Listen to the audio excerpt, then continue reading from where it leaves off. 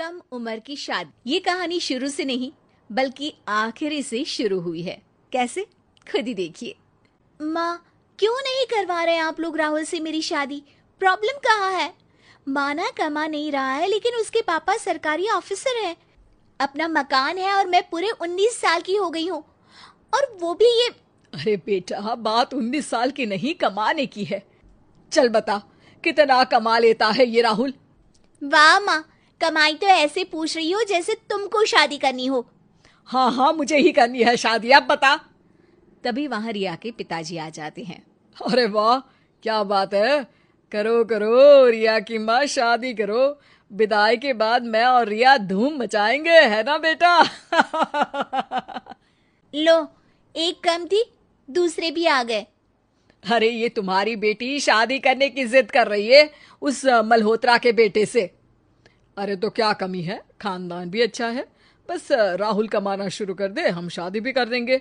ये तो अच्छा ही है ना, लड़का ढूंढने की झंझट से छुटकारा मिल गया। अरे वही तो मैं भी बोल रही हूँ, लड़का कमाई शुरू कर दे तो शादी भी करवा देंगे। रिया अब पूरे गुस्से में थी।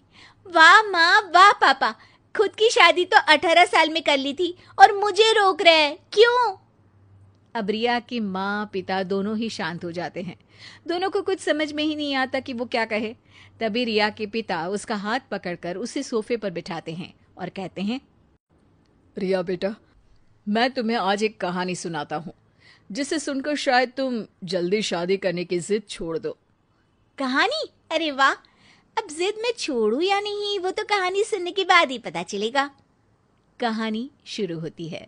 काशीपुर का अजीत और गोरखपुर की कंचन दोनों की शादी हो जाती है, लेकिन शादी के वक्त दोनों की उम्र ही कम थी। अजीत तो पढ़ाई कर रहा था, लेकिन कंचन का पढ़ने का सपना अधूरा रह जाता है। ये क्या, सारा दिन पढ़ते रहते हो? मुझे मेला घूमने जाना है। हाँ चलो, शाम को चलते हैं ना मेला देखने। लेकिन देखो, कुछ जिद मत करना, मेरे पास पैसे नहीं है। क्या? मेला देखने जाओ और कुछ लो भी ना? ना ना, मैं तो बहुत सारा सामान खरीदूंगी। अजीत उठकर वहां से चला जाता है और माँ के पास जाता है। माँ, कुछ पैसे दे दो ना, शाम को कंचन को लेकर मेला देखने जाना है। अरे वाह जी वाह, पति जिसका एक पैसा ना कमाए वो औरत मेला जाकर खरीदारी करने का सोच भी कैसे सकती है? अरे धीरे बोलना माँ, वो सुन लेगी, छोटी है अभी। हाँ हाँ, तो तू कौन सा बूढ़ा हो गया है, सुन लेगी तो सुन ले। माँ, पैसे देने हैं तो दे, वरना मैं पिताजी से मांग लूंगा। तभी कंचन वहां आ जाती है। उसकी आंख में आंसू होते हैं। अरे नहीं नहीं, रहने दीजिए, मेरे पास तो सब है, क्या करना है मेला घूमकर, बिना वजह थकावट हो जाएगी। तभी वहां ससुर जी आ जाते हैं। अरे बहू, सारा दिन तो तू गिलहरी की तरह फुदकती रहती है, ऐसे कैसे थकावट हो जाएगी? अजित, ये ले पैसे, बहू को मेला दिखा लाना जा। ये देखकर सास का मुंह फूल जाता है। अरे हम तो पति के कमाई के भी मजे नहीं ले पाए, दूसरे ही ऐश कर रहे हैं। जबान में लगाम लगा ले अजित की माँ, बहू की अभी उम्र ही क्या है? अरे तो इसके माँ पिता को तो पता होना चाहिए ना कि दामाद कुछ कमाता नहीं, कम से कम महीने का भत्ता तो भेजे बेटी को। अजीत और कंचन मेला देखने चले तो जाते हैं, लेकिन कंचन के मन में सास की बात गूंज रही होती है। अरे कंचन, वो चूड़ियां खरीद लो ना, अच्छी लगेगी तुम पर। अरे नहीं नहीं, मेरे पास तो वैसे भी बहुत है, रहने दे आप।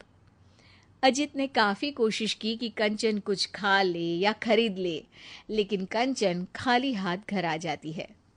ये लो माँ, तुम्हारे सारे पैसे। कंचन ने कुछ नहीं लिया। अरे ना ले, एक तो फ्री के पैसे दो, ऊपर से नखरे देखो।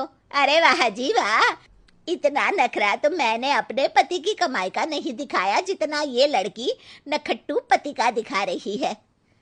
अजीत को इस बात पर गुस्सा आ जाता है और वो कंचन के साथ कमरे में चला जाता है। मुझे इतनी जल्दी शादी ही नहीं करनी चाहिए थी कंचन।